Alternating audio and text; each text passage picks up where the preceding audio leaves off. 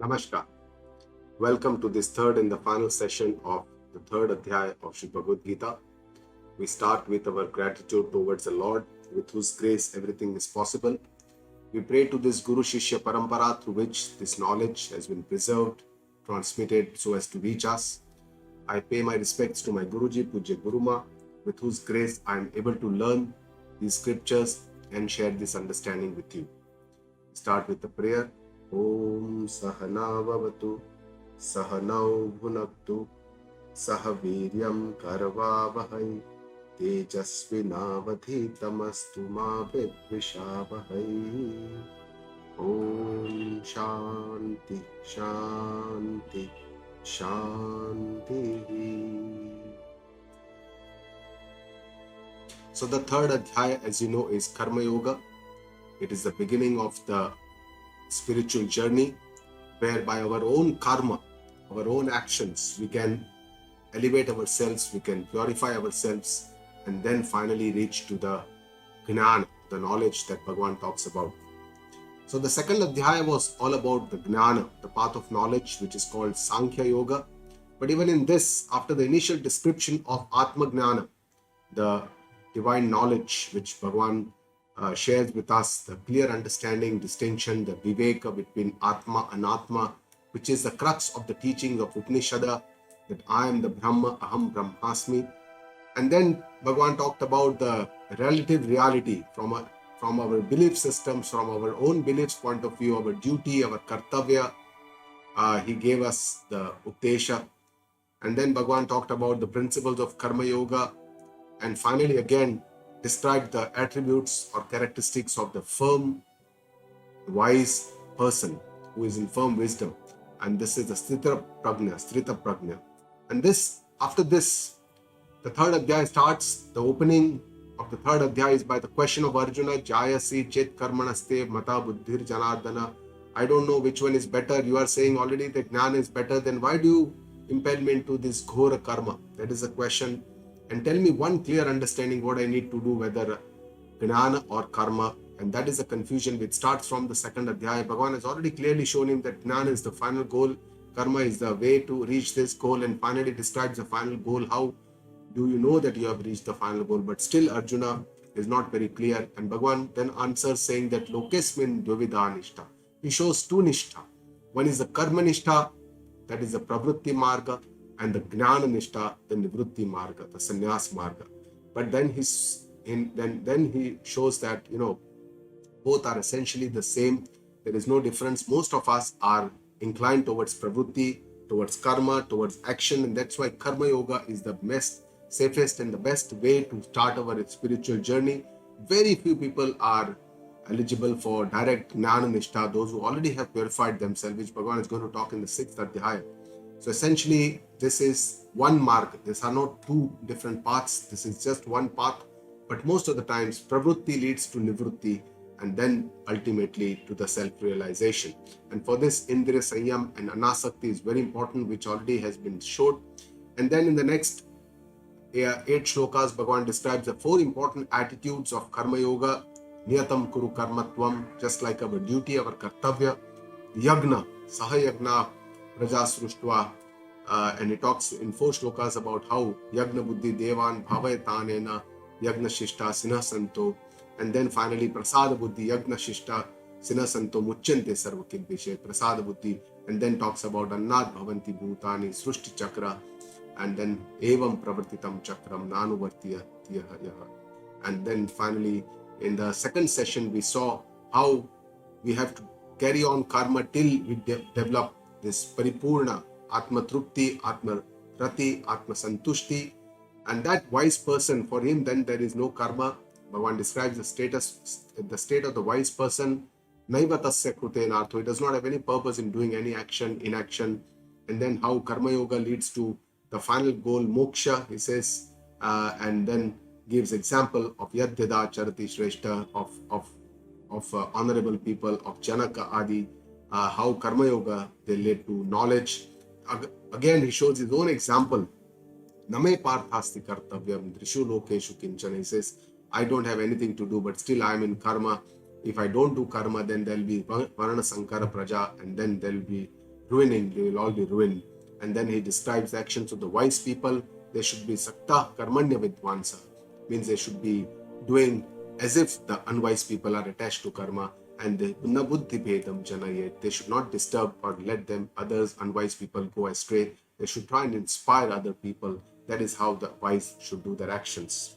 And then Bhagavan described that what is the difference between the unwise and the wise? What is that difference in their vision? Bhagavan says, Prakrute kriyamanani gunai karmani sarvashaha.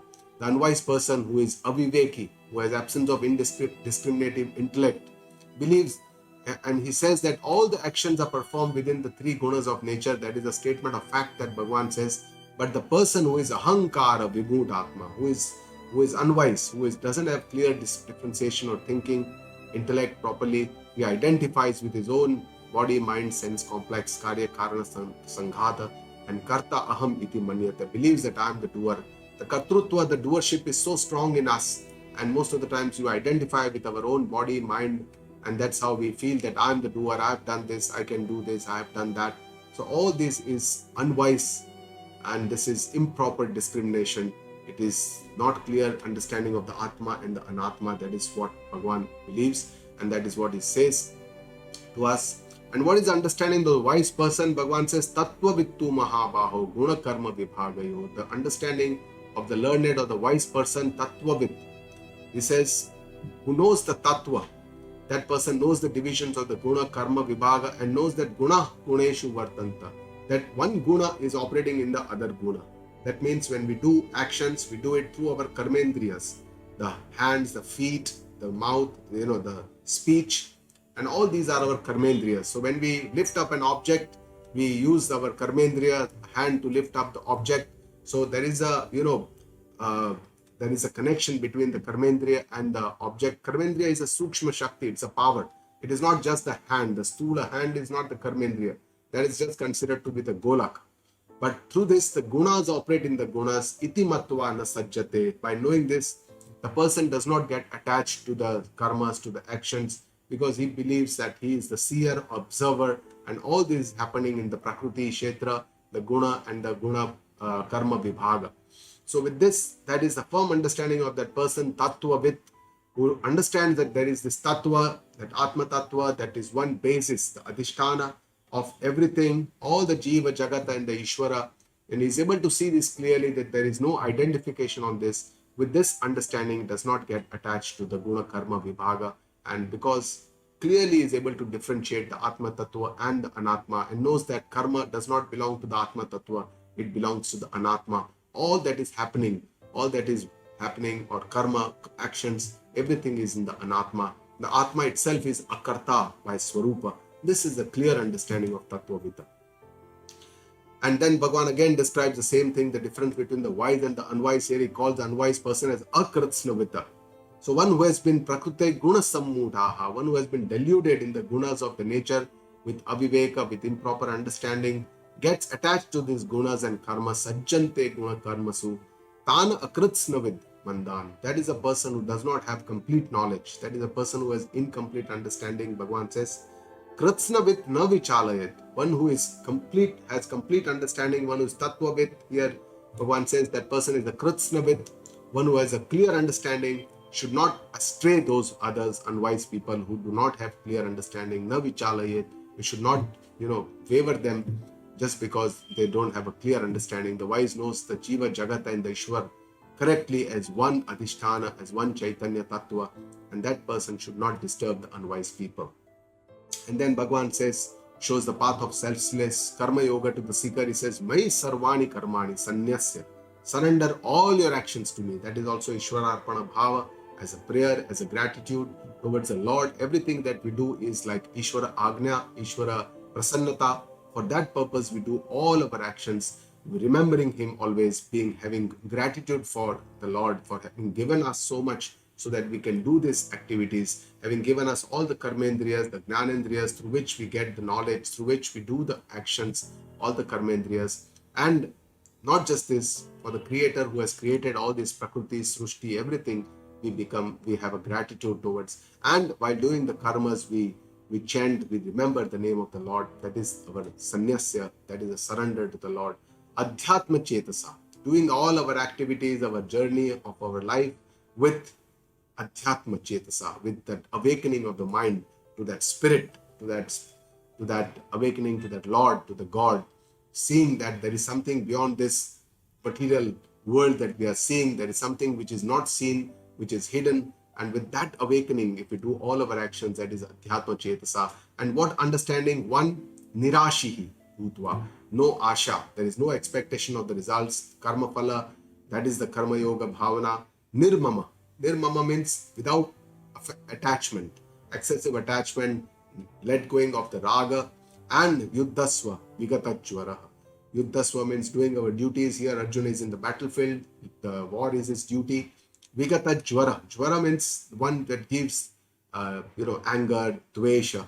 So without that kind of a despise, without that kind of anger, if I do my duties without any raga, dvesha, without the asha of karma phala, with my adhyatma mind, with the surrender to the Lord, this is the karma yoga that Bhagavan is describing that we all should do.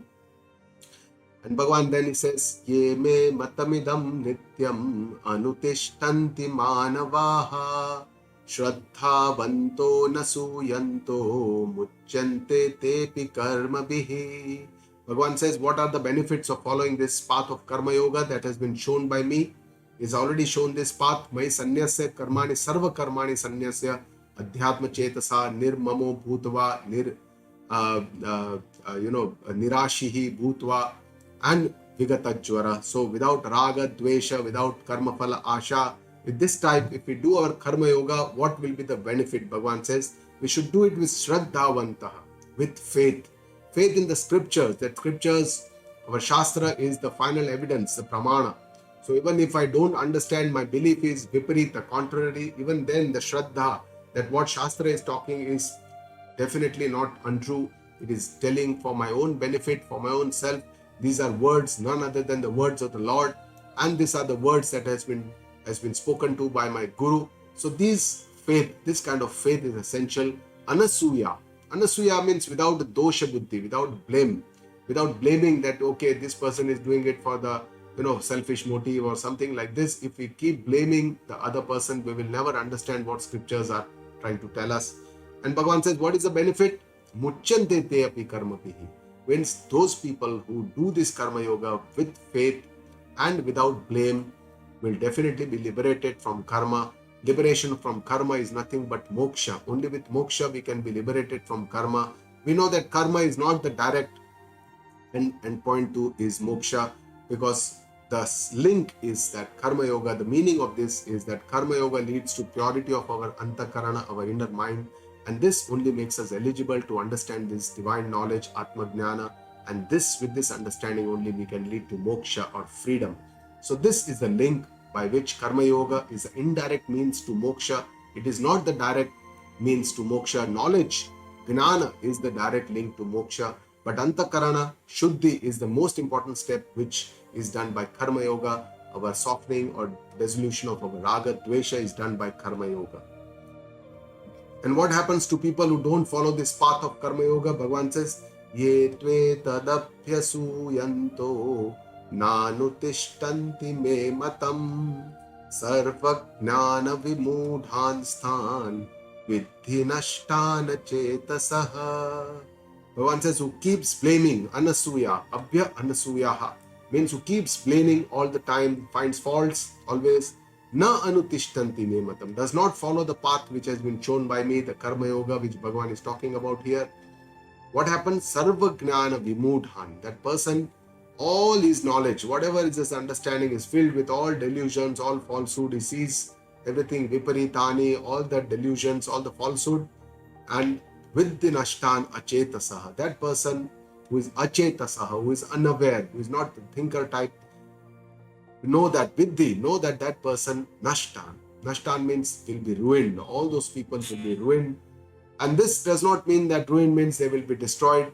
Means that they will not be able to achieve the ultimate goal of human mankind that our Shastras talk about, to reach the ultimate divinity, that is the goal of the mankind, and we will not be able to reach that goal. That is what Bhagavan is telling us. And then in the next shloka, it's a very nice shloka. Bhagavan says, sadrasham cheshtate swasyaha prakrutir jnanavanapi prakrutim yanti bhutani nigraha kim karishyati. Bhagavan says everybody behaves according to their swabhava, according to their nature. Then how can I control my own nature? Bhagavan says sadrasham cheshtate swasyaha. Everybody acts according to their nature, according to their swabhava, according to their impressions that they have. Prakrute jnanavanapi. Even for a thoughtful person, a seeker who is already thinking type, who is already on this journey, adhyatmic journey and the spiritual journey, Prakrutim yanti bhutani. All the beings yield to their nature. Bhagavan says, Nigraha kim karishyati. What is the purpose of self-control? If everybody is behaving according to the nature, then where is the need for self-control? That is the question that Bhagavan is asking. And this is a very important verse because it can be misinterpreted. If we look in isolation, we may say that Bhagavan already says that everybody behaves according to their nature. We don't need to control ourselves. We can continue behaving like our nature, but that's not the purpose. Bhagavan is very clearly in the next shloka is showing us where we have to make efforts to control ourselves. Let us see what is the next shloka. So let us understand Prakruti. Prakruti means our nature, our personality, how we behave, how we operate. Everybody behaves in a different way. And this is dependent on many impressions, sanskaras. These are there in our antakarana, in our inner mind. These remain in a very dormant state in the subconscious mind. And these sanskaras are developed not only from this life, but even from the previous life. In this life, right from our childhood, our parents, then our teachers, our friends have already all influenced us, and the way we have developed this sanskara, from there how we have interpreted these actions and developed this sanskara. And these sanskaras or these impressions determine how we behave, how we, what is our personality, and how each person is different from the other. And these sanskaras, this behavior, this personality governs all our life, our attitudes, our responses, our beliefs, our habits, our automated behaviors, what is called as heuristics in psychology. And all this is determined by these sanskaras. And this nature or these sanskaras and habits both can be changed by an understanding, introspection, and constant practice. And this forms the basis of all the adhyatma and all our scriptures, because we are, we can change ourselves.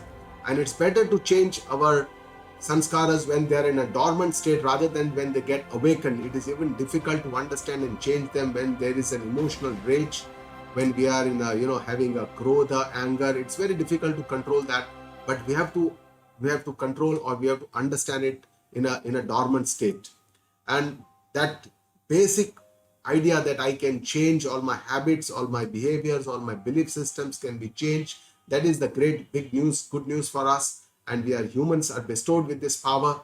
Animals and the other animals in the Srishti, they do not need to change. They all behave according to their subconscious mind, according to their natural habits, but they don't do anything based on their likes or dislikes, strong likes or dislikes. And that's why they need not be given all these updesha. Only humans require this kind of updesha because we tend to behave in a more selfish manner. And Bhagavan is now telling us where we need to exercise our restraint, our control. He says, Indriyasyarthe ragatveshau vyavasthitau tayor navashamagacche tauhyasya paripanthinau. So Bhagavan is telling us about the raga dvesha, which are our biggest enemies. And Bhagavan says, Indriyasya arthe.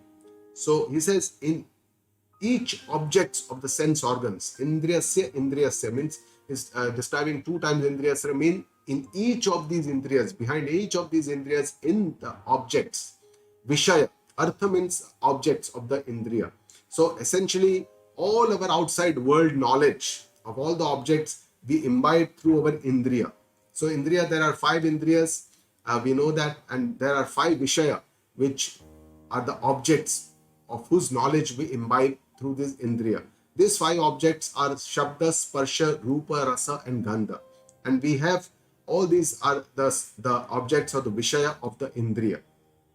And in this, Bhagavan says, the Raga Dvesho Vyavastito, the likes and dislikes are firmly rooted in these 5 objects. We understand it very easily. Shabda, the spoken words. We like praises. We don't like somebody disrespecting us or saying bad words to us. Sparsha, we like certain physical contact, certain physical contact we don't like. Rupa, the form and the shapes. We like certain kinds of shapes. We have certain inclination. Everybody has that kind of inclination, and we don't like certain forms and shapes. Similarly, rasa, taste. We are all aware how we like certain food. We don't like, we hate certain food. And gandha, we like certain smell, we don't like. So these likes and dislikes are firmly rooted in these objects. That is what Bhagavan is trying to explain to us. Tayoho na vasham agachet. Tayor na vasham agachet means Bhagavan says, don't get under the influence of these strong likes and dislikes, the raga and the dvesha. Tau hasya paripanthinau means those likes and dislikes are the biggest enemies on your path. Paripanthi, on your path, they are the biggest enemies, they are the biggest obstacles on your path. Bhagavan says, be aware of your enemies, especially because they are very subtle, you don't even understand them, and they're very stubborn, they're very difficult to change. We keep on behaving in the same way as we behaved for years together without understanding how we operate, how we respond to the situations, and how we respond to the to the conversation, to the words, and how it is very automatic. So these raga, dvesha, the attachments and the aversions, essentially the nature determines this action and our behavior. But how do they determine? It is only through these raga, dvesha that all our behavior and actions are determined. And these strong raga, dvesha, they are not the normal raga, dvesha. The strong raga, dvesha are the ones which are difficult, the problem. And Bhagavan does not say that you control your raga, dvesha. Bhagavan says, tayorna vashamagacche. Don't get under their spell. Don't get under their influence. Because they are very strong. They are natural. We are unaware of them. We don't understand how they operate. And when the sense organs interact with these objects, with the indriya, when it comes in contact with the vishaya, what happens? There are two types of feelings. One is the pleasure, a feeling of pleasure. We like it, we enjoy it. That causes raga, that causes an attachment. For example, heat in the cold winter. Somebody gives us a warmer or we like it. We want to remain near that, remain that hot substance or that hot, the heat. That is basically the raga, because we like this issue, and that's why it pravruts us, it inspires us into action.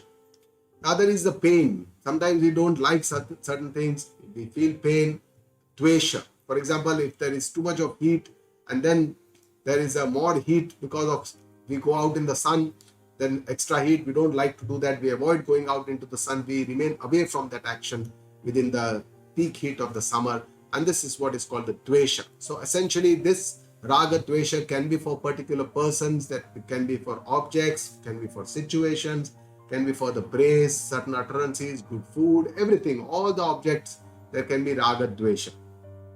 And how our response is determined. Normally, when we live in this world, we live according to our raga, dvesha.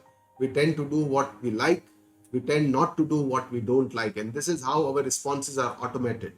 Whereas what our shastras, our scriptures tell us that we should actually behave according to our value system, according to the dharma, adharma, viveka. What is the right thing to do? What is the good thing to do? Not for myself, but for all the others. And essentially what is not good and what is not the right thing, I should avoid doing. So we should be operating from our value system. Rather, we operate from our raga, dvesha, and that is one which creates a problem. So the entire journey of the spiritual progress in our life to upliftment, to improvement, to purification is to soften this grip of raga, dvesha, the strong likes and dislikes. And this part is done by Karmayogya. Karmayogya works here. It softens the grip of all our raga, dvesha, and in turn purifies our inner mind and makes us eligible for the further journey. So here is where we need the awareness, and we need to put the efforts here, because this is the area which is under our free will.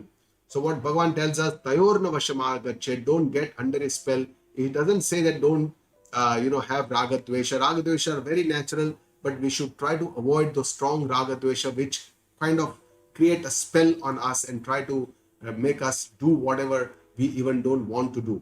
And that's very important. We need to remember this sentence for our lifetime. And this is the area of my free will. This is not the area of my destiny. And I really need to work on this area, my raga, dvesha. And that's the central theme of Geeta Ji, the message of Geeta Ji. We need to keep our goals, our value systems, our goal in our mind while we take decisions, and use our intellect. thinking ability, our intellect, our understanding, our sanskaras, and when desires or thoughts arise, we need to use our intellect. Most of the times, the emotions, rage, makes us do things which we don't want to do, and we should try to see the other side, because there are always two sides of a coin. There may be sometimes we may develop raga, but if we try to see the other side of the coin and we see the area from the long term, what will be really be the benefits? If, for example, a diabetic person, when there is a sweet or an ice cream in front of that person just wants to eat it because that's an instinct. But if we try to understand or see it from the other perspective, whether it will be good for me in the long run, what is the other side of it, whether this will satisfy me or will I have more unsatisfaction with after eating this, all this understanding will give us a different vision. And this introspection is a very, very effective tool.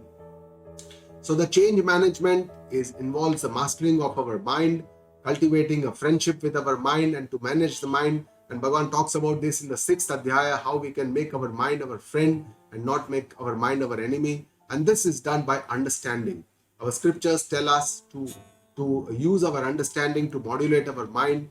And that understanding is what our scriptures and our gurus tell us. It gives us a different perspective, a different mindset, different approach to our regular problems. And we must keep having a positive attitude with faith, discipline, and continue our efforts on this path and try to be with more and more positive, inspiring people. Satsanga has a great influence, going to a guru, listening to other different perspective of life. And then my progress ultimately and my change is my own responsibility. It's not the responsibility of my guru. Guru is going to give me updesha, but it's my responsibility to understand this, to assimilate this in my life. And I should not give any excuses that this is my nature, I cannot change. Bhagavan himself is saying, Tayorna vashamagachet. This is the area where I have to make my efforts, and my own efforts will attract the grace from the universe. And ultimately, I must remember this mantra that Tayorna vashamagachet. Don't get under the spell of my strong likes and dislikes. In the next shloka, Bhagavan talks about another aspect of Karma Yoga where I need to do my karma, my actions according to my duty, according to my dharma. And he says, Shreyan swadharmo vigunaha paradharmat swanushthitat swadharme nidanam shreyaha paradharmo bhayavaha. Bhagavan says, Shreyan swadharma vigunaha. My duty is the best. Whatever is my duty, even if it is imperfect, even if it is vigunaha, it is a low in guna, even then my duty is the best for me. Paradharmat swanushthitat. It is better than following somebody else's duty. We tend to always see that, oh, that person, he is a much better placed, he has a much better power, he is much better money. We try to see the other person, try to compare and compete with others, especially who have been with us in our previous, in our education. We always try to feel that, and that's how we normally tend to act. But Bhagavan is telling us clearly that whatever is my duty, my role, whatever is given to me as my responsibility, that is the best for me. I should not look at other duties. And Swadharme Nidhanam Shreya says that is better in our own duty, by following our own duty, even if we have to meet death, that is even better. Kshatriya, if you know the warriors, the people who are the army who fight on the borders, the policemen, and all these people, they are always at a risk. By following their duty, they may have to, meet with death. Even medical professionals have their own risks of contracting diseases while they are doing their duty. So they have they may have to die in their following their duty. Bhagavan says death is better than our own duty. And paradharma bhayavaha, it is dangerous to follow any other's duty. It is better that we keep following our own duty. Bhagavan says, and our Sanatan Dharma always tells us to focus on our own responsibilities all the time. We don't have to ask for our rights, because asking for rights invites friction, invites haq, invites, expectations, invites a lot of problems. Whereas just focusing on my responsibilities, on my duty, what I need to do, what has been given to me according to my role in my life, I should do it in the best possible way. So let us understand what is this Swadharma, duty. Bhagavan says, call to follow our own duty, kartavya karma. In the ancient times, there was this Varnashram Vyavastha. According to this, the duties were defined clearly. There was something called a Samanya Dharma for everyone, and there was something called a Vishesh Dharma according to Varna and according to Ashrama. So Varna Vyavastha was on a social order, Whereas ashram vyavastha was to maintain an individual order in an individual life. There were 4 ashramas: brahmacharya ashrama, grihastha ashrama, vanprastha, and sannyasa. And varnas, there were 4 varnas: brahmana, kshatriya, vaishya, and shudra, to maintain the social order in the society. So this was the vyavastha, the system, which was a very good system. There was no competition, and the ultimate goal for everyone was to do their duty in the best possible way, and to achieve for moksha, to achieve for freedom. Today's world, we all have our own duties according to our own role in life. We have work, has been given our duty according to our education, according to our job, according to our profession. We have our own duties. At home, we have our own duties according to being a father, a mother, a son, a daughter, or a child, or a parent, or a grandparent. Accordingly, we have our own duty. In the society, we live in a society, we have our own duty. So there are several roles that we have. And the action that I must do is something that is not just beneficial to me, but beneficial to me as well as to the society at large. That is the swadharma. Even if we look at from our atma swarupa, if we say that swa means my swarupa, and swadharma, what is the dharma of my atma swarupa? My atma swarupa is sat, chit, and ananda. Sat word stands for existence, satta. There is only one existence, there is only one paramarthik satta, because of which everything works, because of which everything is there. And that's why essentially what I must do is take care of my own self, live happily, healthily, and let others live, and try to help others. When we talk about the chit swarupa, what is my dharma? Knowledge. Chitta is the gnana swarupa. So knowledge is something I must keep learning, knowing, and managing my own emotions with my understanding of the Shastras. Ananda swarupa. What is my dharma? Being happy all the time, keep others happy, do not complain, remain peaceful, quiet mind with a balance, and that is what is my dharma. To which Arjuna asks a very nice question, which springs in our mind quite often, and which springs in a lot of people's mind. Arjuna is asking, what is that thing that forces a person to do sinful activities, even if he does not want to do that sin, even if he wants to follow his swadharma, he is not able to do that, and by force he is involved into sin. Arjuna uvacha atakena prayuktoyam papam charati purushaha anichannapi varshneya baladeva niyojitaha. So Varshneya is for salutation to Lord Krishna, who is born in the Vrishni dynasty. Athakena prayukta ayam purusha. What is that factor, Arjuna is asking Bhagavan, which impels a person, even though he wants to follow swadharma, his own duty, anichannapi, which is against his or her wish. He knows that this is not the right thing to do, but he has a very strong urge, a strong desire to do something. Balat even niyojitaha, but by force is drawn or is pushed into that kind of an action.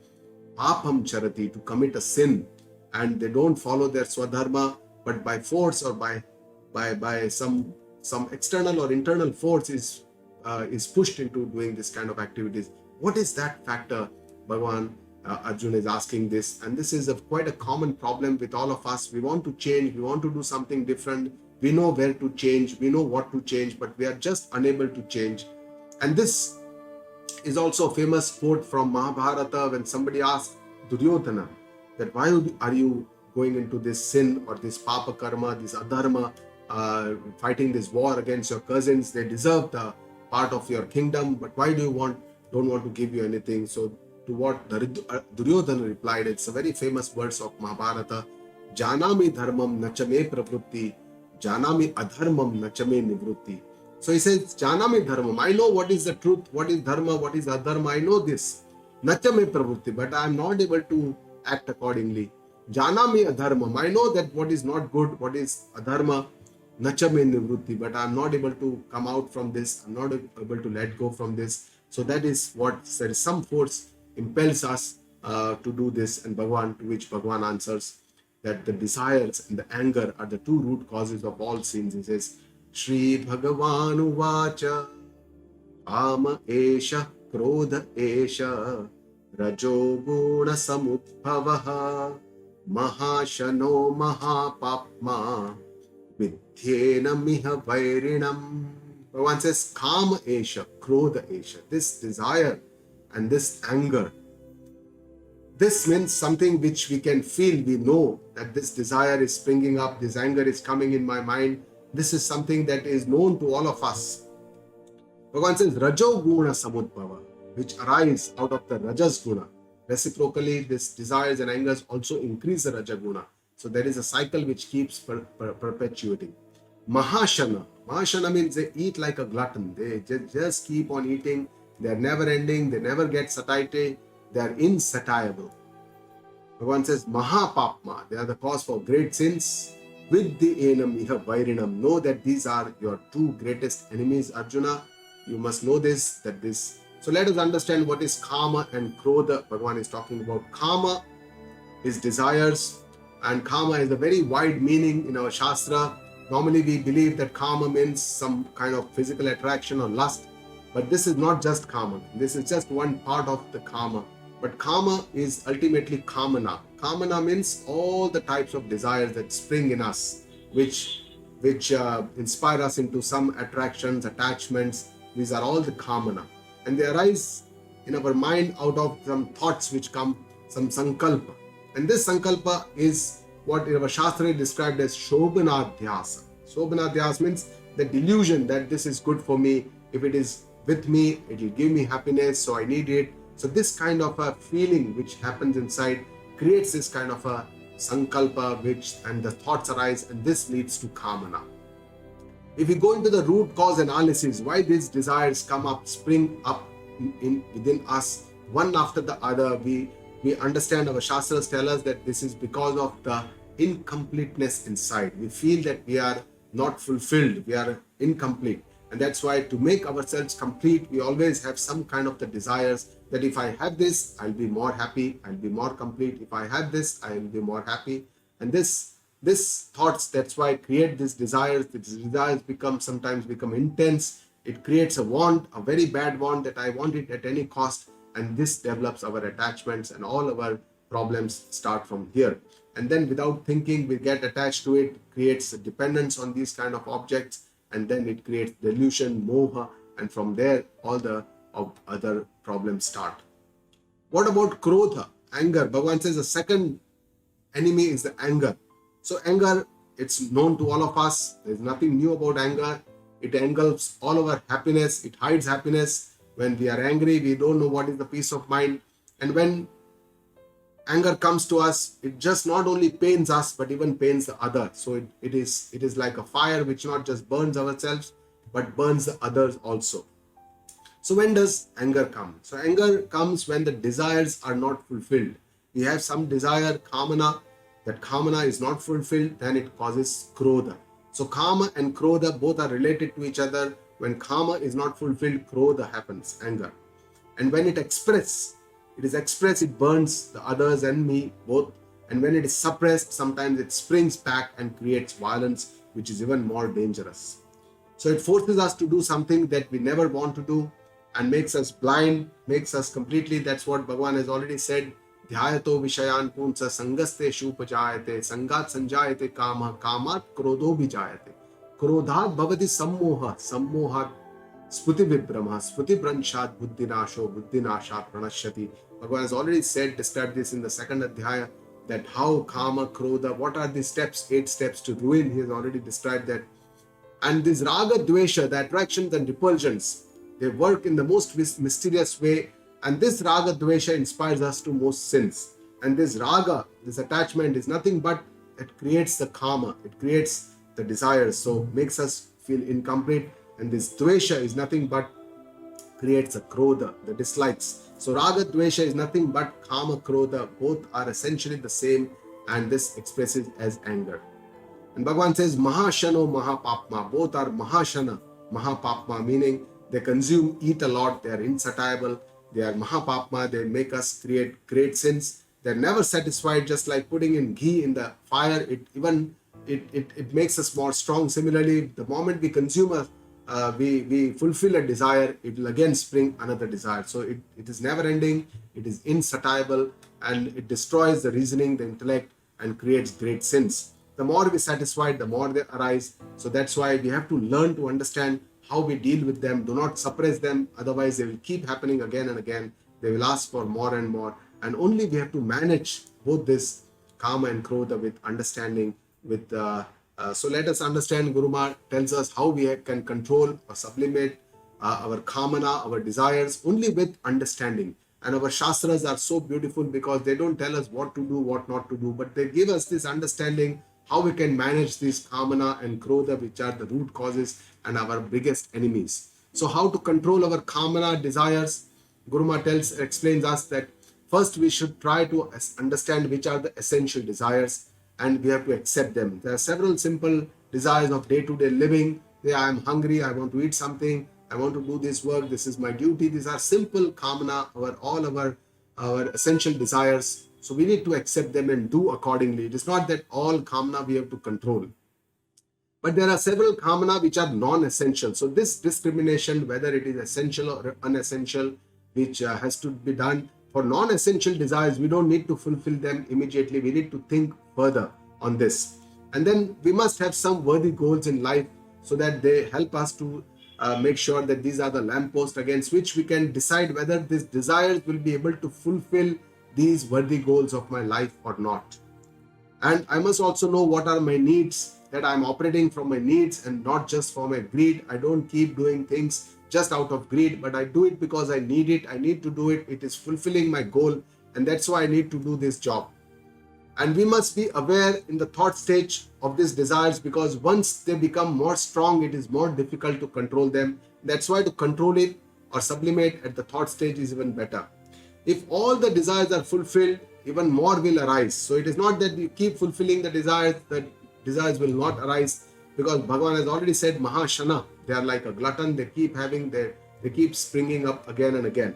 And finally, to submit all the desires, Bhagavan has already said in the second Adhyaya, Rasa Varjam Rasopyasya Param Drashtva Nivartate, the rasa that remains there, only with the surrender to the Lord, by the divine grace of the Lord, that rasa, that final kamana desires will go away. Krodha, how to manage or how to control anger, because anger is another big enemy for us. Again, the same is the understanding, the samajhdari, viveka, vichara. Except, Guru Maharaj tells us that except that anger is a vice, it is an enemy. It is in no way a virtue or a friend. A lot of people try to justify anger, saying that because I am angry, I get my work done. No, there is no way that we can justify any anger. And with a firm resolve that we want to get rid of anger, it is my obstacle on my path, we need to deal with this. We need to think of the loss that happens. There is absolutely no gain in the long run. By getting angry, we disrespect the other person, and there is no benefit of doing this. So we need to be aware at a very early stage, because anger gives me warning. When it's starting, there is a rage or an emotional rage which happens inside that storm. We need to capture it at the earliest. We need to detect that at the early, because there is some warning. Most of the people say, okay, now don't behave like this, I'm going to get angry on you. We try to tell others that I'm going to get angry. I know that now I'm going to get this anger. And that's why some understanding, learning to have a self-talk, being careful, being aware of ourselves, controlling ourselves. Some temporary solutions are to change the place where we are anger, we are particular, we are with a person. It's better to go away from that place, wash our face, see in the mirror ourselves how we look sometimes, and go to the temple. If we have in our home, we can pray and get rid of this anger. But we can also make a rule or some niyama that if we are angry, we'll do some donation or do some japa. That is how we can convert this rajogun into sattva guna. And it is difficult to control anger, because it is with us since ages. But definitely it creates lots of problems, lots of diseases, acidity, and lots of other headache, lots of other problems, insomnia, unable to sleep. All these problems are because of anger, and that's why it does affect our health also. And in the next shloka, Bhagavan talks about how our knowledge, our divine knowledge, our Atma Gnan is concealed by these desires which spring continuously, keep springing, and he gives 3 examples. Dhumena vriyate vanhihi yatha darsho malena cha yathol vruto garbha tatha tene tamavrutam. Just as smoke conceals the fire, dhumena vanhihi yatha malen adarshah avriyate. Just as a Dirt conceals the image that we see in the mirror. It is concealed by dirt on the mirror. We are not able to see properly. And just as the womb conceals the fetus, similarly, all these desires conceal the Atma-jnana, the self-knowledge. Bhagavan is trying to understand Arjuna that in all these examples, the darkness hides the light. Similarly, all these Rajo-guna, all these Tamasa, Tamasa, Tamo-guna, all these Ajnana, all these Avrutta, it keeps concealing our real Sattva, Sattvic, or our own light, our inner light, our own Atma-jnana that is kept hidden by all this. That is the understanding. By these three examples, we understand that just like there is a fire, like a light, but the smoke engulfs it and conceals it. Similarly, the dirt conceals the image of our clarity in our mirror. Similarly, some specks which are getting dirty also will not be able to show us the clear image, and the womb that conceals the fetus. So essentially, there are three types of desires. The sattvic desire, essential in the beginning, and this sattvic desire is something that is related to the adhyatma, to satsang, swadhyaya, japa, puja, prayers to the Lord. And in the worldly life, we first need to convert all our rajasic and tamasic desires to sattvic desires. And in the spiritual quest, then we need to transcend this sattvic desires also to understand something which is beyond the three gunas. Bhagavan has already told Arjuna, Nistrai Gumnyo Bhavarjuna. You rise above all these three gunas and transcend yourself and understand that Atma Tattva. Rajasic desires are involve or impel us into too many activities, work, to earn money, to wealth, name, fame, to make some service to the society, and definitely needs much more efforts because this is so strongly attached to us. And the tamasic desires are something that makes us happy even at the cost of others, and I need to fulfill everything, all my desires makes me very selfish. So these are the tamasic desires. And the spiritual journey essentially, which consists of two main steps. The first step is the purification of our mind, where all our tamasic, rajasic desires have to be converted to sattvic desires. That is the first step. And finally, then the second step is to understand Atma-jnana and lead to moksha. And that is where we have to transcend even all the three types of desires, or even the sattvic desire, to understand this Atma-jnana. And Bhagavan again describes the same thing. He says, Avruttam jnanam etena kamarupena. It's only because of these desires that the true knowledge remains hidden, remains concealed, even for the thinker, even for the seeker who is on this path of spiritual journey, who gives a lot of thought. Analena, and these desires are like fire. They keep, blowing again, and dushpurena. They are never satisfied. Nitya vairina, know that they are always they are your enemies. So these desires are something that we must control. That desires that become vasana, without thinking, it forces us into action. We need to control them at a very dormant level by scrutinizing them. And the next sloka, Bhagavan shows where these desires live, where they stay, what is their home, what is their address. Because if we have to tackle them, if we want to do a surgical strike on them, we must need to know what is their location. We have to track their location and then do a surgical strike. So Bhagavan says, Indriyani mano buddhihi asyadhishtana muchyate etair vimohayatyesha gnanamavritya dehinam. Bhagavan says these desires, they work through our indriya mana buddhi, sense organs, mind and intellect. This is the home of all these desires. And this is the part of our sukshma sharira. It is not the part of our sthula sharira, our physical body. But it is not even the part of Atma Swarupa. Atma Swarupa does not have any desires. But it is the home is the Sukshma Sharira, the Indriya, Mana, Buddhi, Ahankara. All this is part of our Sukshma Sharira. So this is the home, this is the place where these desires work. And from here, these desires through these Indriya, Mana, Buddhi, they delude the person, and there they avritta dehinam, they conceal the self-knowledge, and this is how they work. That is what Bhagavan is showing us. So let us understand, Bhagavan says, Kama, they live here, Indriya. Now the sense organs, the five Jnanendriyas, which accept the Vishaya Darshan and imbibe all the knowledge from the outside world. When we see or hear something, the desires arise. When we hear today, when we see our mobile phones and listen something, then we have a desire. We see a television and advertisement and we have a desire. So all these hearing, seeing, all these Vishaya Darshana, the desires arise through the Indriya. But even when Indriyas is not active, when we are sitting quietly, Our mind, sometimes it active, some thoughts come, and then we springs us into desires, and we springs us into action. Similarly, buddhi also, sometimes the thoughts keep coming, and again, when we take a decision, it gives rise to desire that, okay, I want to do this. So all these indriya, mana and buddhi, they are instrumental in creating new desires, and that is how and that's why the modulation sanyama of the indriya, mana and buddhi by awareness is what Bhagavan is talking here. So how to discipline sanyama, our indriya, mana and buddhi? Guru Maharaj tells us that this is by discrimination, thinking, using our intellect, scrutinizing all our desires. Daily we have to progress on this path by patience and continue this every day, nitya, always for our lifetime. And the benefit is that gradually the mind will become quiet, still and peaceful. And then this learning which we are understanding, this we should put into our practice in our life, so that, and all the efforts I need to make myself, and how serious and how sincere are my efforts, how dedicated I am to this goal, will depend on my self-confidence, my courage, my enthusiasm, and my patience. So I'm the main, responsible person for making changes in myself. And Bhagavan in the next shloka says that Indriya Sanyam is the first step, how we can start this change. Out of all these Indriya, Mana and Buddhi, Indriya is the first step to the change.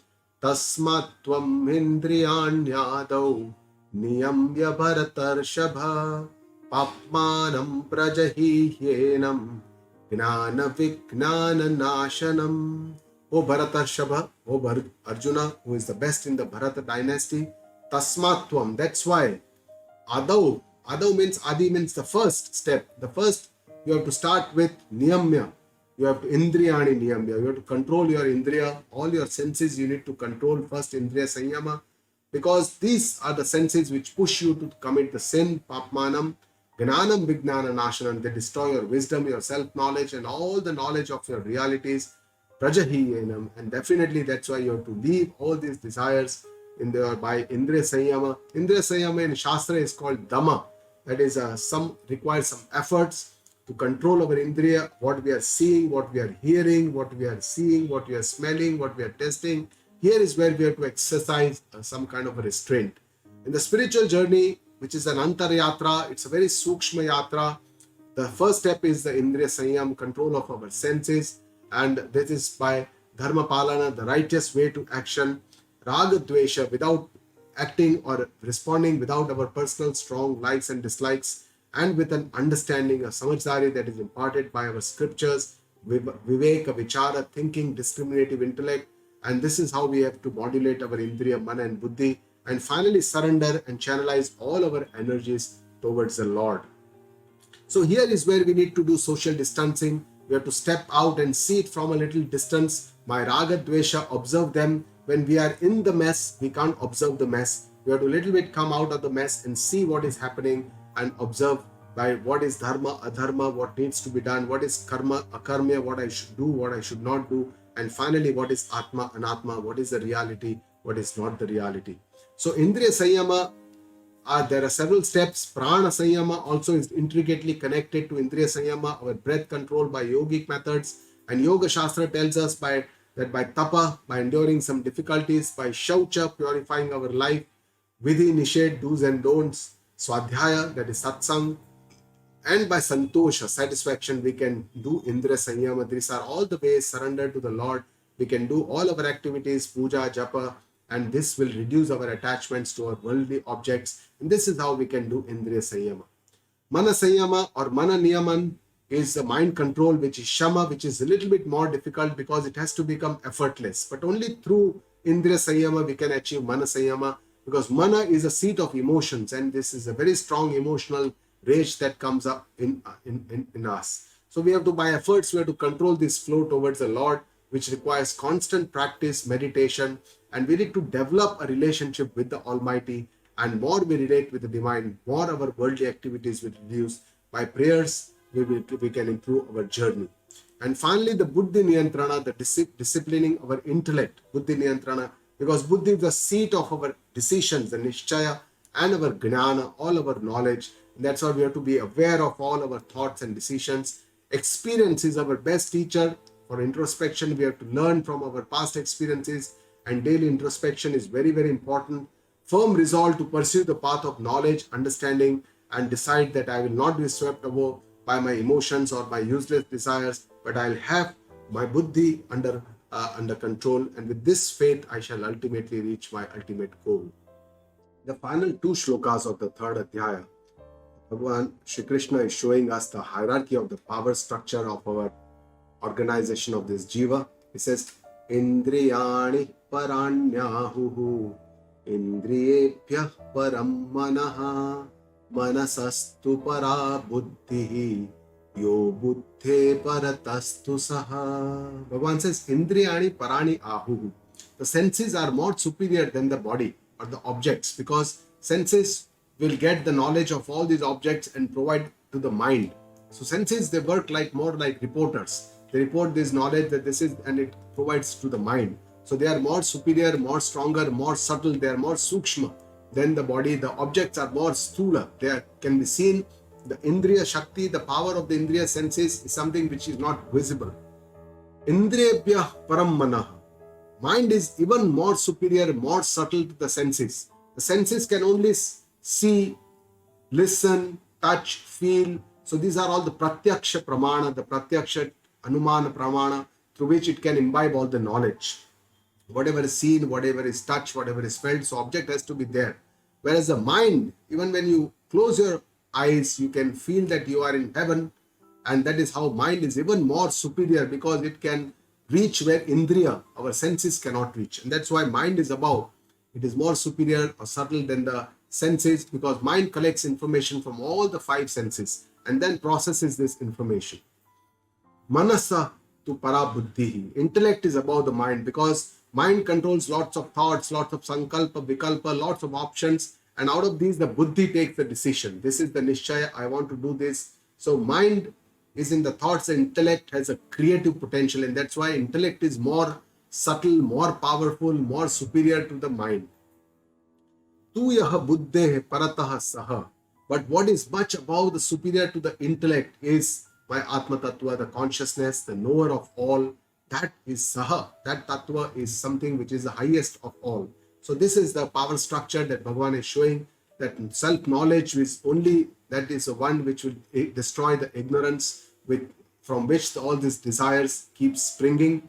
And the final shloka of the third Adhyaya, Bhagavan says what we need to do, how we need to destroy all these, our enemies, especially the kama and the krodha, but main is the kama. Bhagavan says, Evam buddhe param buddhva sanstabhyatmanam atmana jahi shatrum mahabaho kamarupam durasadam. Bhagavan says, by knowing what is above the intellect, evam buddhe param buddhva, what is above the intellect, what is that Atma Tattva, what is that consciousness, what is that Tattva, Bhagavan says, by understanding, by knowing that, Atmana Atmanam Sanstabhya, and controlling your mind and intellect by understanding this Atma Tattva, with this Atma Tattva, Bhagavan says, Jahi Shatrum, conquer your enemies, He Mahabaho, oh the great one, you have great strength, Arjuna, you have won over so many external enemies, but now you have to win over your inner enemies, your Kama, Krodha, mainly the Kama. Bhagavan says here, all their desires, Kama Rupam Durasadam, let go of these enemies, the desires, which gives you so much pain, miseries, and be victorious over your enemies, Kama and Krodha. And this understanding, one of the important parts of this understanding is meditation, the nididhyasa, the gnana sadhana, to understand our real true self, to get this knowledge of our divine self, Atma Tattva. And our scriptures teach us that the gnana sadhana, the shravana, manana, nididhyasana is the way to understand this, which Bhagavan is going to talk about in the further adhyayas. Even in the fourth adhyaya, he is going to talk about this, and in the subsequent adhyayas also he will talk about how we can attain this. So essentially the spiritual journey Bhagavan has described is control of, with the Atma, we have to control our buddhi.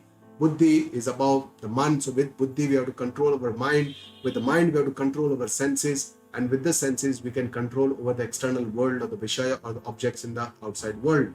Essentially what in meditation we try to do is withdraw from the Vishayas. We have to, through Indriyas, we have to get into the mind, and from mind we have to withdraw ourselves into buddhi, and from this into our Atma Tattva. So ultimately we have to withdraw and force back all this and understand the Atma Tattva. Through that we have to just see this, all this anatma that is happening, all this dance that is happening in the world, we can see it without getting attached to it with our understanding. So coming to the end of the Karma Yoga, what is the summary of the Karma Yoga? Karma and Gnan, both the subjects are presented. Karma Yoga does not mean that only karma is talked about. Similarly, in the Sankhya Yoga, second Adhyaya, it's not just that it is Gnana, because there is some part of Karma Yoga and Gnana Yoga. Over here also, both these things have been presented in a beautiful amalgamation. What is the limit? What is this that we can achieve from karma? What are the benefits? What is the limit? Till what time we have to do karma? What is Gnana? How we can, with the Gnana, how we can tackle karma? How we can elevate karma by Gnana? All this is very beautifully presented in this Adhyaya. The attitude of doing our karma, it is our inner attitude towards our actions, and that is what is Karma Yoga. The first attitude is Ishwararpana Bhava, as when we do our karmas as if we are surrendering to the Lord. It is with His agna, with his own prasannata. It is as if His own order is to please the Lord. We are doing it with a lot of gratitude, as if we are an instrument, a trustee in this. God has given us this role or responsibility. I must do my duty in the best possible way according to my value systems, and this, all my duties, I do it well. Whenever I get the results, I accept all the results as if I'm accepting prasada, and then sharing these results with everyone. These are some of the attitudes of Karma Yoga that Bhagavan has talked about in the third Adhyaya. With this, we come to the end of the third Adhyaya. Om Tat Saditi Srimad Bhagavad Gitasu Upanishatsu Brahma Vidyayam Yoga Shastre Shree Krishna Arjuna Samvade Karma Yogo Nama Trutiyodhyayah Sarvat Dharman Parityajya Mamekam Sharanam Vraja Aham Tva Sarva Papebhyo Moksha Ishyami Ma Shuchaha. Om Guru Brahma Guru Vishnu Guru Devo Maheshwara Guru Sakshat Para Brahma Tasmai Shri Guruve Namaha. Om Purnamada Purnamidam Purnat Purnamudachyate Purnasya Purnamadaya Purnameva Vashishyate. Om Shanti Shanti Shanti.